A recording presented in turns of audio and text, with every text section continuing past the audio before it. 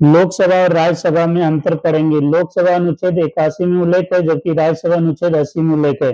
लोकसभा को निम्न सदन के नाम से जानते हैं, राज्यसभा को उच्च सदन के नाम से जानते हैं। लोकसभा को प्रथम सदन के नाम से जानते हैं, राज्यसभा को द्वितीय सदन के नाम से जानते हैं। लोकसभा को लोकप्रिय सदन के नाम से जानते हैं, राज्यसभा को वरिष्ठों का सदन के नाम से जानते हैं। लोकसभा अस्थायी सदन के नाम से जानते हैं, जबकि राज्यसभा अस्थायी सदन के नाम से जानते हैं। लोकसभा आम जनता का सदन के नाम से जानते हैं, राज्यसभा को राज्यों का परिषद के नाम से जानते हैं।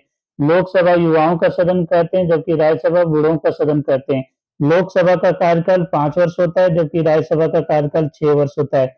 लोकसभा का सदस्य बनने के लिए न्यूनतम आयु 25 वर्ष होना चाहिए, जबकि राज्यसभा के लिए न्यूनतम आयु 30 वर्ष होना चाहिए।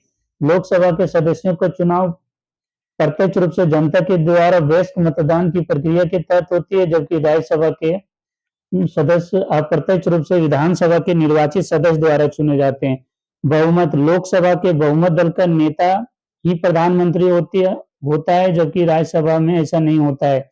सदन का प्रमुख लोकसभा में सदन का प्रमुख को अध्यक्ष कहते हैं और एक उपाध्यक्ष होता है।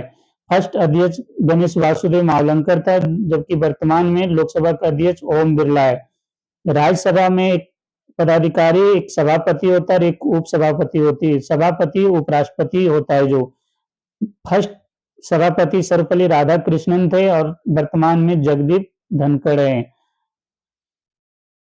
राष्ट्रपति द्वारा मनोनीत सदस्य लोकसभा में 2 एंग्लो इंडियन को पहले मनोनीत करते थे, जो 104वें संविधान के संशोधन के तहत इसे समाप्त कर दिया गया है, जबकि 12 सदस्य राज्यसभा में मनोनीत करते हैं। कला, साहित्य, सामाजिक और विज्ञान के क्षेत्र में लोकसभा के सदस्य अध्यक्ष को त्याग पत्र देते हैं, जबकि राज्यसभा के सदस्य सभापति को त्याग पत्र देते हैं। लोकसभा किसका प्रतिनिधित्व करता है? लोकसभा भारत के लोगों का प्रतिनिधित्व करता है, जबकि राज्यसभा राज्य और केंद्र शासित प्रदेशों का प्रतिनिधित्व करता है। उत्तरदायित्व लोकसभा के मंत्री परिषद सामूहिक रूप से लोकसभा के प्रति उत्तरदायी होते हैं, जबकि राज्यसभा में मंत्री परिषद राज्यसभा के प्रति उत्तरदायी नहीं होते हैं। धन विधेयक के मामले में लोकसभा का अंतिम निर्णय होता है, जबकि राज्यसभा सिर्फ सिफारिश करने का अधिकार है, 14 दिन तक अपने पास रख सकता है, उसके बाद स्वतः पारित समझा जाता है।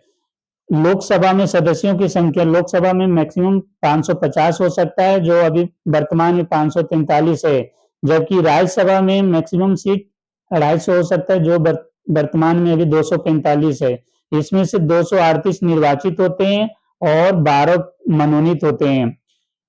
सबसे ज्यादा लोकसभा का सीट कहाँ पे है? 80 यूपी में है, जबकि राज्यसभा का सबसे ज्यादा सीट 33 कहाँ पे है? यूपी में।